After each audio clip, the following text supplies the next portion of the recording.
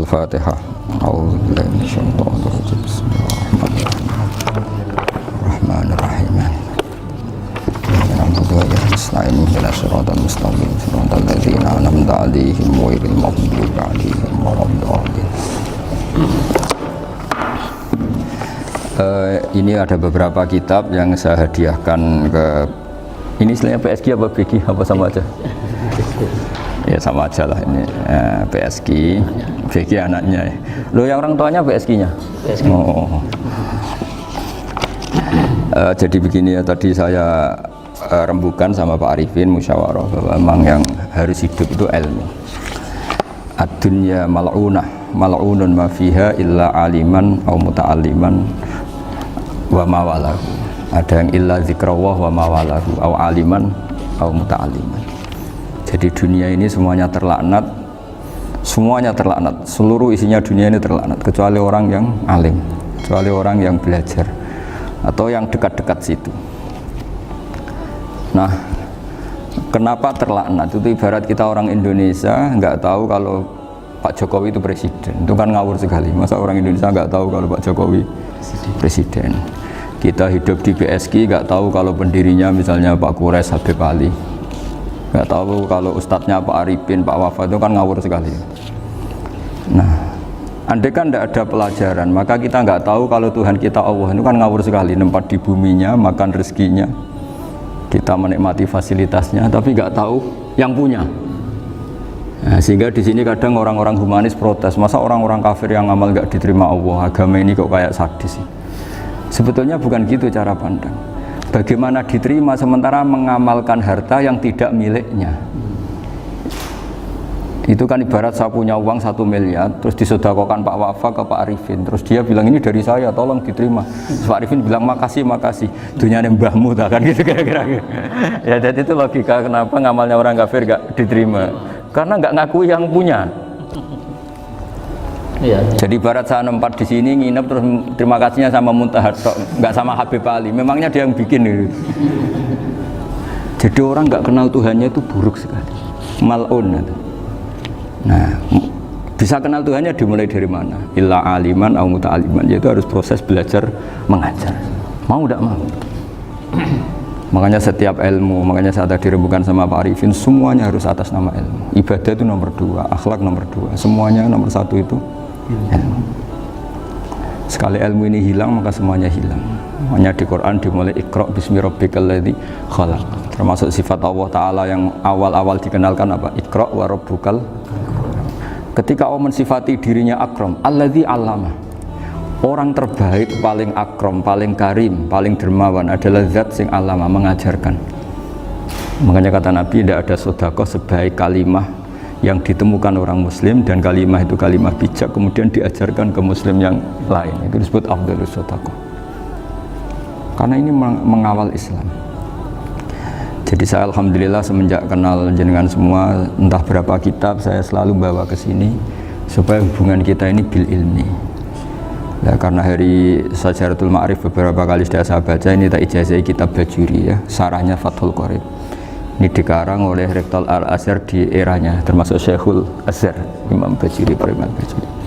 Nah, di sini saya ingin terangkan Kitabuz Zabaih, tentang, ya didengerin saja kalau nggak bawa kitab ini, yang takrib sama sarah, supaya sampean tahu kenapa harus ada sarah.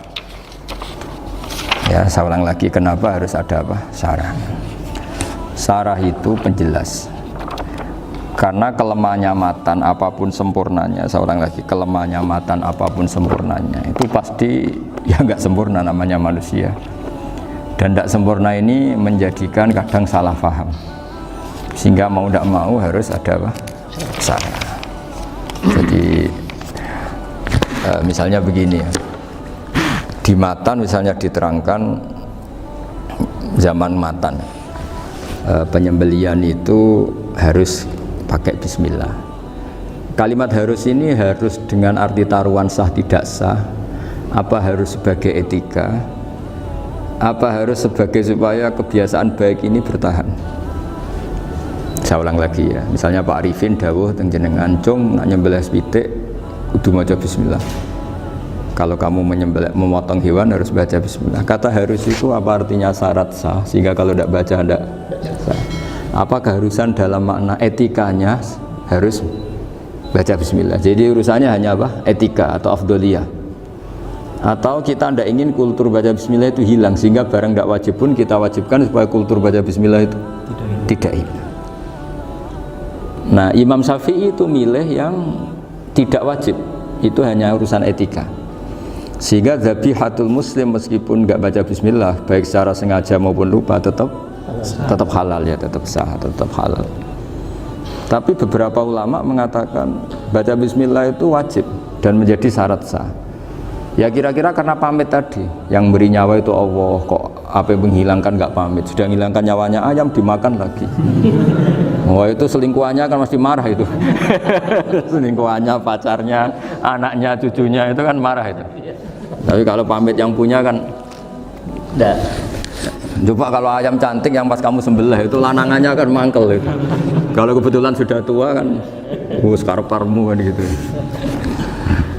Jadi apa? Itu yang tahu Sarah. Saya ulang lagi, yang tahu Sarah, karena ini sudah jelimet. Sudah jelimet. Sehingga enggak ada kitab matan yang Indo kecuali di Sarah ini. Dulu ada kitab namanya Takrib, karangannya Abi Suja. Terus disarai kecil sekali oleh Fathul Qorib, ya, oleh Ibnul Qasim Al-Huzi. Terus disarai lagi oleh Bajuri. Jadi sebenarnya Bajuri itu sudah sarhun ala sarhin warifin, sudah sarhun ala sarhin, bukan sarhun ala matnin tapi sarhun ala sarhin. Nah, kenapa memang kita butuh itu? Saya ulang lagi, kita butuh itu. Nah, kenapa butuh? Ya karena mau tidak mau. Saya ulang lagi, mau tidak mau, karena matan itu seperti itu. Misalnya matan cerita yang dikatakan menyembelih itu apa? Ya nyembelih itu ya nyembelih itu memotong hewan. Terus motongnya dari mana? Kalau kamu motong hewan dari mana coba? Dari belakang atau dari depan? Dari mana? Depan misalnya. Pertanyaannya, ketika dari depan itu paling penting terpotong al-hulkum wal mari misalnya. Yang satu majrur to'am, yang satu majrur ruh, ya, gitu, majrur nafas. Tapi andaikan dari belakang gimana? Tapi tetap terpotong. Mulai ribet kan? Kalau kubu sebelah kan enak, pokoknya nggak sunnah Rasul seperti itu, nggak mau debat. Tapi kita tidak, cara berpikir tidak gitu. Ini kan status hukumnya halal apa haram ketika ada orang motong hewan dari belakang. Nah, terus kita berdebat kan, mesti berdebat itu mau dibilang haram, nyatanya memenuhi syarat apa tadi, pemotongan.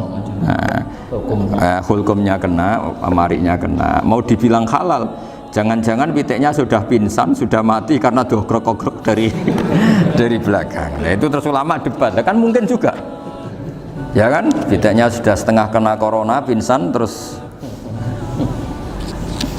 ya kan, sudah pingsan terus digorok. Nah seperti ini mau tidak mau kita harus detail. Detail artinya yang dikatakan menyembelih itu apa? Ya nanti tak bacakan tabir-tabir di Bajuriyah sekaligus ijazah untuk jenengan semua. Saya tadi alhamdulillah ketemu Pak Arifin lama, ngendikan panjang lebar tentang pentingnya ilmu. Yang dikatakan menyembelih adalah mematikan hewan yang hidup dengan kaifiyah syariah. Saya ulang lagi, mematikan hewan yang hidup dengan kaifiyah syariah. Nah kalimat hidup ini mulai masalah. Hidup yang apa? Misalnya ada hewan, saya sering kalau ngaji cerita, ada ayam jago ketandang mobil, ketabrak mobil, kejet-kejet, enggak kamu sembelih pun 1 menit lagi pasti meninggal. Ini kan hanya koordinasi prosedur saja. Karena prosedur ayam mati harus kejet-kejet, enggak boleh enggak langsung pletes mati, enggak boleh. Nah pertanyaannya, ketika kejet-kejet ini kamu sembelih, itu halal apa enggak? Wong andaikan enggak disembelih juga sudah mati. Artinya enggak, penyembelihan ini kan enggak memberi kontribusi pematian, tapi enggak ngefek. Makanya terus ada perdebatan, ada hayatun mustaqirrah, ada hayatun ittiroriyah, ada harokatu masbuh. Itu kalau enggak sarah enggak bisa. Lalu pertanyaan nakalnya begini, saya itu betul pernah ngalami itu. Ayam jago itu kan mahal, apalagi kalau Bangkok kan Saya pas jalan-jalan sama anak saya, sama jalan-jalan mau ke pasar itu di pertolongan tuar mak. Gus iki halal ta ora? Kadang tanya orang awam, "Mas, halal-halal," kata saya gitu. Padahal andai kan tidak disembelih ya pasti mati. Suatu saat ada yang mengkonfirmasi lagi. Saya bilang kalau kiai ya tidak pantas makan ayam gitu, tapi kalau kamu tidak kiai ya pantas saja. Daripada rata halal lo geremeng eman kan ribet. Nah sebetulnya itu dalam mazhab Syafi'i itu tidak halal karena dia sudah tidak punya hayatun mustaqirrah. Karena tadi setengah menit lagi atau 1 menit lagi pasti mati. Kan dia belum mati karena koordinasi Israel saja tetap yang nyambil itu.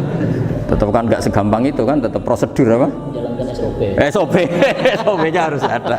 Nggak boleh mati selonang-selonang itu, nggak boleh. Tetap ada SOP kata Pak Arifin ada SOP. Beliau kalau sama saya bisa guyon kalau.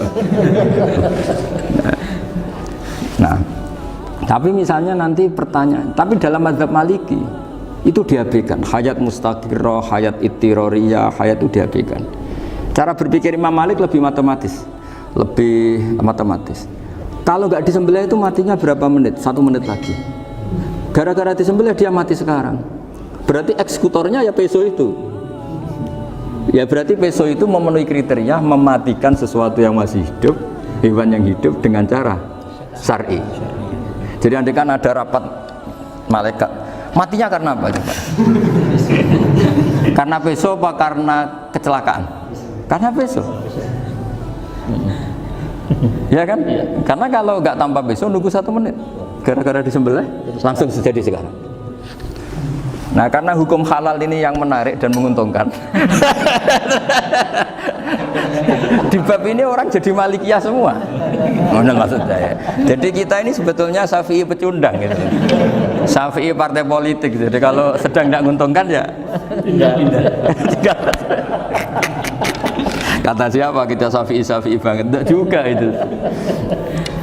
Ya, jadi karena tadi ya kalau pada level apa? Pada level perdebatan ulama itu ada tadi ya, ada seperti itu, ada hayatun mustaqirrah, ada hayatun ittiroriyah, ada harokatul masbuh. Jadi tak baca ya supaya dapat barokahnya ulama ya. Jadi tak baca redaksinya. Ini di halaman, terus kitab ini saya tinggal sebagai amal saya, keluarga saya, sebagai penghormatan saya sama Habib Ali, Habib Qures, Habib Hussein semuanya, Pak Arifin dan Bismillahirrahmanirrahim. Wa'lam. Ini halaman 562, ikutnya bab Kitabu Ahkamis Sayyidi wa Dzabai.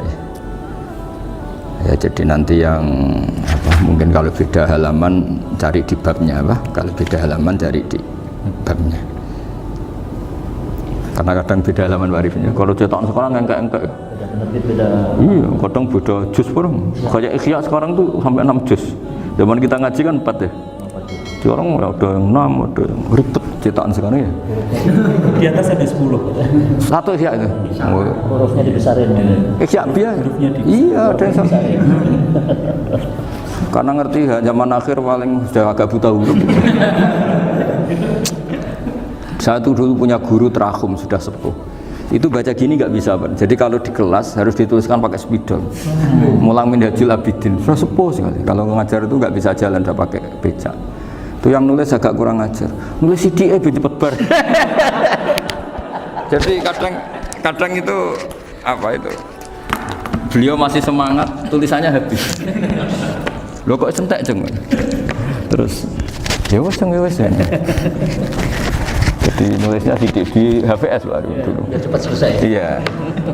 Nah kalau beliau pakai kitab sudah enggak perso itu. Anak-anak wah nulis sidik benang bar. Ribet. Saya ulang lagi ya. Jadi yang mau saya baca tadi itu logika fikih ya. Fikih itu berpikir ya. Di mana-mana namanya menyembelih itu apa? Dari hidup dimatikan dengan kaifiyah syariah. Kaifiyah syariah ini tidak boleh kamu nyontohkan harus disembelih, keliru juga. Karena untuk hewan yang berat atau hewan liar cukup dipanah asal ma'an harad dama yang bisa mengalirkan apa? Darah. Jadi makanya saya umumkan bikaifiyah dan syariah Pak Arifinnya kan tidak harus motong kan bentuknya. Kalau hewan liar kan atau sapi kurban liar kan, sapi kurban ucul liar kan boleh dipanah, boleh macam-macam. Nah kalau tembak bisa diperdebatkan karena ada unsur api Pak Arifin. Jadi bisa debat. Meskipun ada yang bilang boleh tapi bisa debat lagi kan? Karena ada unsur apa? Api Pak Arifin. Ya. Tapi ini saya cerita umumnya bikaifiatin syariah. Nah, karena kalimat hewan hidup, ada kalimat hidup. Hidup yang apa kan pertanyaannya? Hidup yang sudah kejet-kejet, misalnya sudah koma, udah kena corona, disentak istrinya itu. Apalagi ayamnya menyaksikan pasangannya diselingkuhi, wah itu udah stroke itu dia. Itu. Nah itu makanya kalau orang suka macam-macam itu kayak ayam makanya itu. Saya baca ya. Bismillahirrahmanirrahim. Wa'lam annahu yujadu fi ibaratihim hayatun mustaqirrah, hayatun mustamirrah, harakatu madhbuh. Wa yuqalu aisyu madhbuhin. Wal farqu bainaha annal hayata al mustaqirrah yakunu ma'ha ibsarun bi ikhtiyarin wa nutqun bi ikhtiyarin wa harakatun ikhtiyariyah. Wal hayat al mustamirah ya allati tastamiru ila khurujir ruh minal jasad. Wa harakatul masbuh ya allati la yabqa maha ibsarun bi ikhtiyarin wala nutqun bi ikhtiyarin wala harakatu ikhtiyariyah. Bal yakun maha ibsar wa nutqun wa harakatun ittirariyah ini. Wa ba'duhum farraqa bainahuma. Sampai saat terus ini. Jadi ini perbedaan-perbedaan pandangan ulama. Nah, Imam Malik itu mengabaikan semua istilah itu. Sing penting pas mbok sembelih iku kecelok urip, cara wong Jawa iku kecelok urip. Cek hayat mustaqirrah, cek ittirariyah, cek harakatu masbuh, pokoknya kecelok urip. Ini kecelok urip bisa dibilang masih hidup.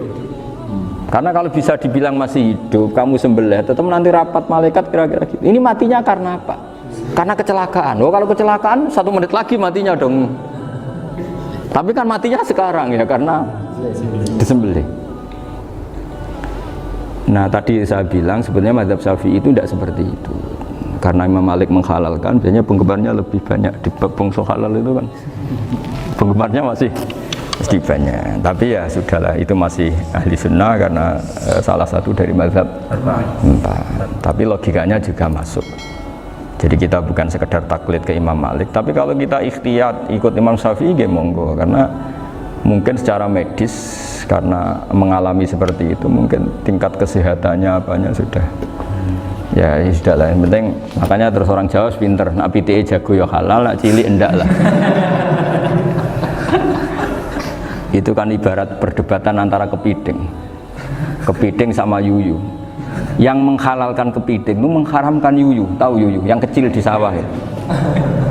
Tak tanya kenapa yuyu halal, karena amfibi Gus, bisa hidup di dua alam. Memangnya kepiting enggak? Oh beda. Ternyata beda maksudnya. Eman Gus kalau haram. Eman kan kalau yuyu haram kan enggak ngefek kan, kecil. Ini mufti kok. Oh udah kadang halal, udah kadang makan selama ini. Iya selama ini udah kadang makan itu.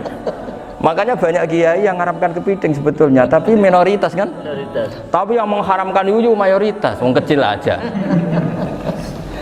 Jadi kita ribet ikut siapa? Kata siapa ahli fikih gak mikir untung rugi. Makanya saya ini bingung, jadi saya ini kan kiai ya, kiai betul. Susah kadang jadi kiai. Sebagian guru saya itu mengharamkan kepiting. Nah kalau kayak dolan di daerah Juwono Mas Nafis, daerah itu penghormatan tertinggi santri itu kalau nyugoi kiainya kepiting, karena itu makanan termahal. Bingung kan dia? Mau tidak makan itu kayaknya dipersiapkan betul Pak Ribun. Udah ada effort ya. Warna nyari yang mahal kan. Mau makan itu sebagian guru kita mengharamkan. Akhirnya ya ada darurat tadi, makan sekadarnya. Kalau saya habis 3 pasti israf. Kalau habis 1 prosedur hormat yang nyugui. Itu susahnya jadi kiai. Kalau kamu kan tidak kiai, mumpung gratis. Enaknya gak jadi kiai kan itu Mas. Pertimbangannya mumpung gratis. Sudah gitu masih mun dibutuh mawon, makai dibutuh mawon. Oh digawa tenan. Tapi sebetulnya ada sisi naif dari yang bilang halal tadi. Ketika yang bilang hal naif itu versinya, tapi ya nggak apa-apa, semoga dimaafkan Allah. Naifnya tadi, tapi saya tidak tapi itu masalah khilafiyah ya. Semoga yang mengatakan halal juga benar, karena punya perhitungan iman tadi. Tapi yang bilang halal itu tak tanya, yuyu itu halal apa haram? Lucunya jawab haram semua. Yuyu bahasa Indonesia nggak ada ya kayaknya. Enggak tahu juga saya apa. Yang penting paham tapi yuyu yang kecil itu. Itu kalau diharamkan nggak ada yang protes ya? Nggak ada. Tapi kalau kepiting? Nah, ini pakai model apa? Coba Pak Wafa, kalau alasannya amfibi, yuyu sama kepiting sama enggak? Kalau alasannya amfibi, hidup di dua alam. Sama-sama. Sama-sama. Kenapa kepiting jadi halal? Sama. Lebih bernilai ini. Ini juga mufti model baru. Mungkin muftinya menghalalkan itu. Iya makanya itu. Kan jadi kayak tadi ayam jago tadi orangnya tak tanya akhirnya. Andekan yang kecelakaan itu ayam kecil. Kamu tanya saya enggak? Ya enggak, terus langsung tak buang. Kan langsung dibuang. Berhubung ayam besar. Eman kan. Tapi nurani aja sebetulnya protes. Nyembelih wis klekek-klekek terus. Kadang kan wis apa kejet-kejet itu sudah tunggu SOP cara Pak. Ya tapi apapun itu ini ilmu harus didengar ya supaya sampean tahu ya ada hayat mustaqirrah, ada hayat mustamirrah, ada hayat ittirariyah, paling enggak kita ngerti lah. Karena nanti di bab B ya nyun sewu di bab apa B itu ya nanti nggak sahnya karena apa? Tidak mutamawal. Misalnya saya punya utang sama Pak Arifin ayam jago, tak bayar dengan jago yang mengalami kehidupan sudah seperti itu kan tidak sah. Meskipun itu hidup tapi sudah tidak hayat yang mustamirrah, tidak normal. Jadi ilmu itu apapun tidak cocok kita karena beda mazhab misalnya, tetap sebagai apa? Ilmu. Jadi jangan pernah anti ilmu meskipun kita tidak cocok. Dulu saya itu heran sama Abu Hanifah karena membolehkan merujuk wakaf. Wakaf itu kan nggak boleh ditarik kembali dalam mazhab Syafi'i dan hampir semua ulama bilang gitu. Tapi kalau kata Abu Hanifah, jika nazir yang nerima itu tidak sesuai rencana kita, keinginan kita itu boleh narik kembali. Fa innal waqfa atiyatun makhdah, kata beliau. Wakaf itu ya pemberian normal saja. Suatu saat ada peristiwa gini Pak Arifin ya, ada orang kaya raya mewakafkan tanah itu senilai kalau nggak salah itu 60 miliar. Singkat cerita beliau bermain apa gitu, bisnis apa itu bangkrut. Kemudian itu belum disertifikatkan wakaf. Kemudian nggak ada yang disawang coro Jawa, nggak ada yang dilihat, terus mau dibeli sama nyuwun sewu sampai yang mau beli yang mampu itu non muslim. Singkat cerita ada orang kaya muslim yang mau beli itu tapi ada problem karena itu wakaf. Tapi kalau nggak dibeli itu malah dibeli non muslim. Tanya saya, akhirnya saya jawab nggak apa-apa dibeli saja. Ikuti mazhab Abu Hanifah. Karena kalau mazhab Syafi'i itu nggak sah semua pembeliannya. Tapi apa artinya mazhab kalau kita berpikir nggak sah tapi yang jual melakukan? Nah itu yang nggak dipikirkan oleh orang-orang fikih yang di Menara Gading. Apa gunanya kita bilang nggak sah? Tapi yang punya tanah tadi tetap menjual. Karena tidak mengindahkan hukum itu, mau apa coba? Makanya saya bilang bagi tentang Gus itu nggak ada kaulnya dalam mazhab Syafi'i. Saya bilang kamu mengharamkan itu tidak ada gunanya karena itu tetap dilakukan. Jadi kita pertimbangannya ndak itu, daripada dikuasai situ mendingan kita. Betul. Nah itu sisi-sisi fikih. Makanya ini kita ngaji fikih ndak segampang itu memberi fatwa karena pertimbangannya banyak Pak. Ndak hitam putih. Ndak hitam putih gitu maksud saya, ini cerita. Jadi nanti kamu ngerti. Jadi mau apa coba? Itu kan ibarat gini. Hukumnya kita ngajar perempuan itu masalah sebetulnya secara karena itu ajnabiyah. Tapi fikih mentoleransi li ajli ta'lim karena untuk belajar enggak apa-apa. Kalau sudah jadi fakta itu ribet. Dia maunya belajar sama kamu dan sekali kamu enggak mau belajar ke yang lain yang potensi menyesatkan. Jadi fikihnya bukan masalah nazar lagi, sudah penyelamatan. Ribet kan kalau sudah begitu. Saya punya kenangan yang menurut saya itu harus jadi trauma. Siapapun harus jadi trauma. Ini cerita sedikit. Ini masih ngaji fikih, pertimbangan. Ada orang itu sangat khusyuk Pak. Sangat khusyuknya di rumahnya Pak Wafa itu nggak ada TV, nggak ada motor, nggak ada apa saja. Ketika anaknya berkembang agak dewasa, itu pertama naik motor, itu ya utang jasa sama kawan-kawannya. Pertama dia ngelihat nikmati TV ya dari kawan-kawannya. Corong Jawa, mbek tanggane lah. Padahal orang tuanya ini protektif justru karena banyak tangganya sing ndak pati Islami lah.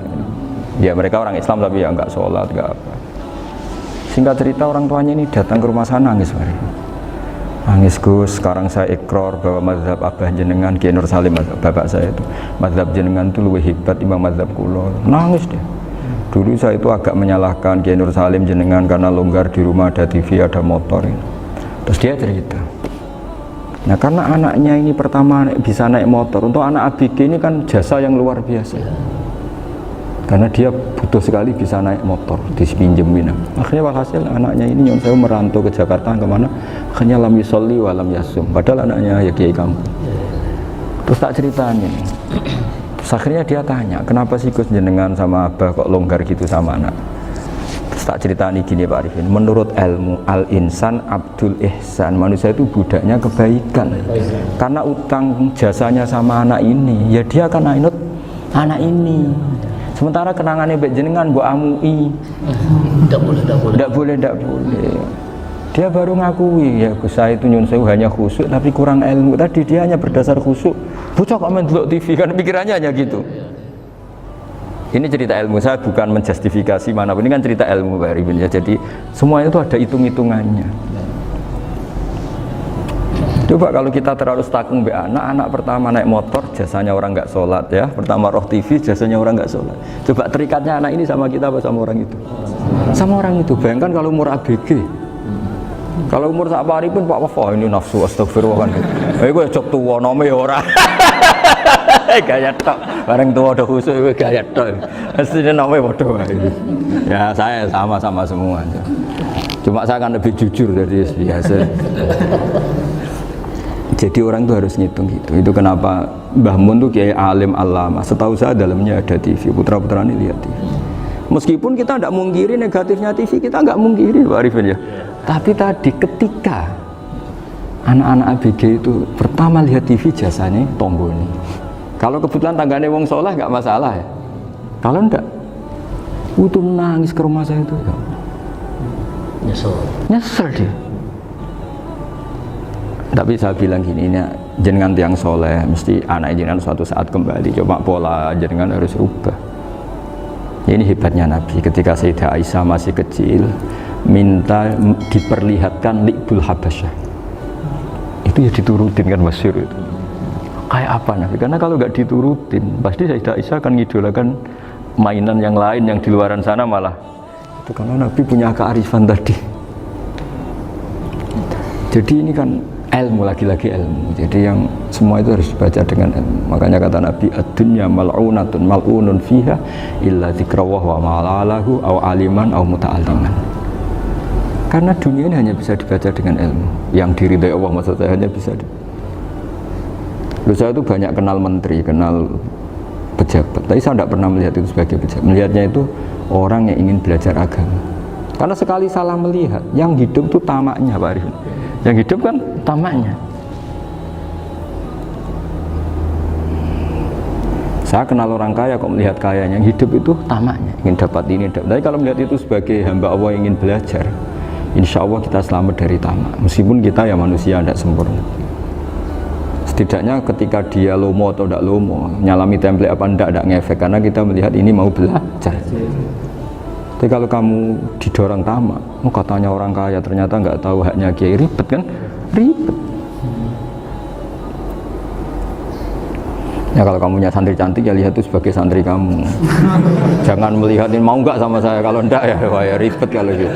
Ini anak-anak muda harus dilatih ikhlas, bahaya ini santri-santri sampean kalau nggak dilatih ikhlas ini bahaya. Karena ini belum punya penggemar pejabat, paling ya anak-anak yang ya tadi ABG. Jadi lah Sarah kembali lagi Sarah itu membicarakan itu detail. Jadi ya makanya kenapa orang mati yang lahir langsung meninggal itu nggak wajib disolati. Alasannya fikih ya lucu. Karena dikatakan sholat mayit, di mana-mana mayit itu sabakohu hayatun. Di mana-mana namanya mati itu terdahului oleh hidup. Nah ini nggak pernah hidup langsung mati. Jadi fikih itu ya kadang lucu. Ya gitu aja alasannya. Kamu nyolati apa? Mayit. Kenapa kok mayit? Jadi mayit itu namanya mayit. Orang mati. Orang mati. Orang mati artinya pernah hidup. Nah itu Sarah. Jadi ketika matan hanya cerita wasiktu alladzi lam yastahila, nggak pernah nangis, kayak lam yusalla alaih. Sarah bilang mergo ora tau urip. Kalau nggak pernah hidup berarti nggak bisa dikatakan mati. Iya. Kayak sampean miskin itu kan nggak bisa dikatakan bangkrut. Ya, ya miskin aja gitu loh. Kan gitu ya. Karena nggak pernah kaya. Enggak udah kaya. Kayak Mas Nafis nggak bisa dikatakan, oh itu Qurannya lupa gimana? Nggak pernah hafal loh. Jadi yang dikatakan lupa itu pernah hafal. Nggak lupa nggak apa, Gus Qurannya lupa, gaya nggak pernah hafal kok bilang apa? Lupa gitu. Nggak boleh Pak Wafa bilang saya ini bangkrut apa? Nggak pernah kaya kok bangkrut. Jadi semua itu ada aturannya itu. Nah itu sarah, lagi-lagi sarah. Jadi bahkan banyak yang syarhun ala syarhin. Jadi kayak kitab takrib itu disarai Fathul Qorib. Jadi Fathul Qorib itu sudah sarah. Disarai lagi Bajuri.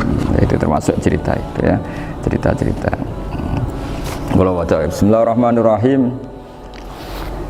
Ya, wa yakunu qad dzukira daf'atan wahidatan la fi daf'ataini. Islam tujad al hayat al mustaqira inda daf'ati saniyah. Amma idza wujidat al hayat al mustaqira inda daf'ati saniyah fayakhilu al mazbuhu aidan.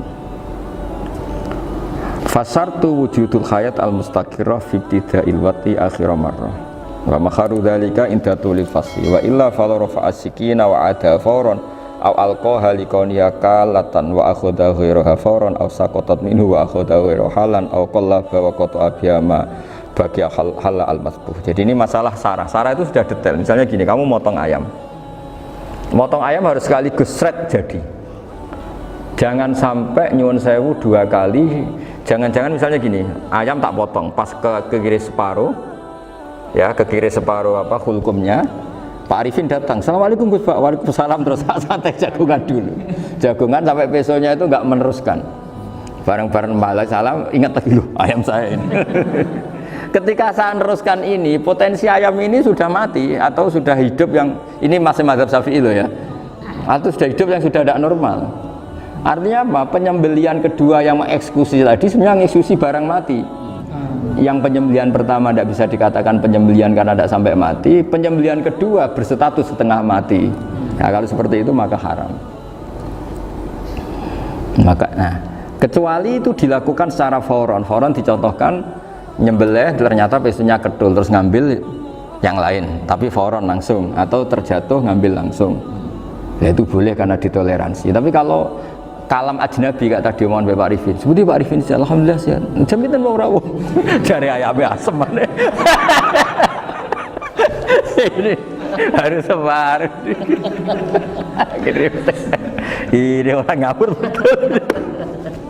Jadi, lah itu sarah. Bicara sampai detail itu sarah. Jadi ada sekian kemungkinan. Jadi ya, jadi termasuk yang diandaikan apa? Nah, hayat mustaqirah itu batasnya yakunu maha ibsorun bi ikhtiarin wa nutkun bi ikhtiarin wa harakatun ikhtiyariyah. Hayat mustaqirah itu kalau dia betok-betok itu ya karena karepnya. Maksudnya gini, gamane cara roh pitik wedok engkek ya cek karepe dhewe. Cara dia melihat peso itu karepe ya masih lari. Jadi misalnya ada ayam. Ayam kita sembelih baru luka sedikit. Belum sampai andaikan dibiarin ya mungkin suatu saat sembuh, luka. Terus melihat kamu lari ketakutan karena kamu dianggap gladiator, killer lah. Nah itu berarti punya hayat mustaqirah. Tapi sudah kalau kamu sembelih karek ngeriwit, roh kue serawedi, ya kan? Mau demo ya sudah nggak berkutik, ya dia berarti tidak punya hayat mustaqirah gitu. Ya batasannya itu Joro. Nah, dalam mazhab Syafi'i syarat sahnya penyembelihan harus hewan itu punya hayat mustaqirah. Nah ini sarah ya, jadi sarah itu lebih jelimet. Nah makanya kenapa tidak boleh nyembelih pakai yang tumpul Mas Nafis? Takutnya ayamnya itu ngalami dohtoh, dohtoh kok ditekek. Misalnya sama nyembelih pakai peso tumpul, ini kini ketekek, takut. Kan dia misalnya ayamnya jantungan, roh peso wis seduk kan, udah gitu ketekek. Nah itu mati dulu pasti itu. Siksa. Jadi pas diongok-ongok dia sudah mati. Jadi nanti kalau di akhirat, sepertinya saya sudah mati loh, ngawur. Wah apalagi nganggo keris naga sosro, wah itu sudah gereng sakti kan diginikin tok sudah mati kan. Makanya bahaya nyembelih pakai keris-keris sakti karena sebelum terpotong sudah mati saking saktinya apa? Keris itu misalnya gitu. Baru nempel. Makanya nanti suatu saat ada pertanyaan ini, boleh enggak nyembelih ayam orang yang rainya itu sangar? Wah itu haram, kena. Oh itu mesti mati dulu. Kumisen tatonan apa? Ya bodoh. Iya kayak algojo. Ayamnya jenis apa? Stroke ya? Jenis penakut. Pas mau disembelih gitu tidak mati. Jadi hati-hati ya nyembelih ayam. Jadi kalau orang kampung Pak Arifin ya, orang kampung mudin kampung. Mungkin kalau orang kota sudah nyuwun sewu gak peduli. Kalau orang kampung itu apa itu Pak Arifin? Kalau nyembelih jago itu sampai apa itu? Ilatnya dikeluarin dong. Oh iya. Apa ya? Iya karena takutnya katanya beberapa yang kaget itu kelek apa? Ketelan. Iya ketelan ya. Itu ya ada kearifan gitu, tapi ya terlalu ya menyiksa ayam. Tapi memang potensi katanya Pak Arif. Katanya yang ahli-ahli itu ya. Jadi kalau dia jago ya mau disembelih, saking takutnya itu. Kalau orang Jawa kalau takut kan yang ngelek idu ya. Itu orang Jawa loh ya. Itu kalau orang takut kan kadang apa kayak. Nah ayam itu nak ketakut. Kadang ininya terus apa? Lidahnya masuk. Akhirnya pas disembelih ini nggak kena. Nah, makanya terus banyak mudin yang punya ikhtiar tadi. Pernah lihat Pak yang ayam jago itu ilatnya ditarik, dikeluarin. Ya, itu ya tidak wajib cuma tidak bisa kita salahkan. Tapi kata penyembelih yang lain tak tanya eksekutor yang lain, pokoknya rodok dipenek Gus. Iku seraiso. Saya belum pernah nyembelih ayam karena ini kan selain nggak profesi saya juga nggak mentolonan saya. Tapi ini beberapa kefiah yang penting kita tahu ilmunya. Yang paling pokok itu qatul khulqum wal mari. Ya kira-kira dalan sing digo nafas sama digo makanan tadi. Ya tapi itu tadi caranya semua itu harus mengalami atau masih punya hayatun mustaqirah.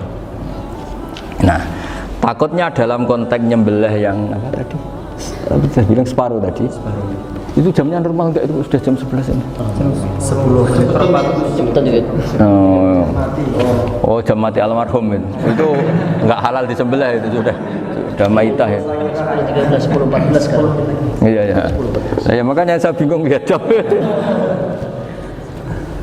Ya jadi itu Pak Wafa ya pentingnya sarah itu seperti itu. Matan itu kan asal nyembelih saja, tapi di sarah diterangkan jangan hanya nyembelih, yang disembelih harus ada hayatun mustaqirah karena dikatakan penyembelihan adalah menghilangkan nyawa dengan cara yang syar'i. Nah, kalau nyawanya saja sudah hilang bukan nyembelih gitu. Nah potensi itu ada ketika jago kamu sembelih pakai yang tumpul, ini ada dokhtoh. Loh hewan itu juga kayak manusia loh karena punya hati, ketika takut saja mati. Nah takutnya ulama kan ini ngalami dokhtoh, kayak orang ditekek kan mati kan, ditekek kaget. Contoh gampang gini, orang ditekek perempuan kemungkinan mati itu kecil karena murni hanya ngalami pernafasan. Tapi nak ditekek wong guagah tatonan kan terus dua reaksi tubuh takut sama nggak bisa bernafas, itu kan lebih cepat apa?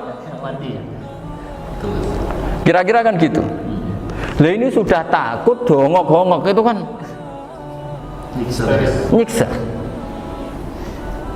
Saya sering ketemu orang yang ahli nyari ular, nyari apa. Itu ya gitu. Filosofinya sama seperti orang perang. Harus bikin takut. Iku kewan Gus nak disewentak, iku telelekan, jare telelekan iku apa Pak Anda bicara bahasa Batawi itu. Orang kaget terus terpaku itu.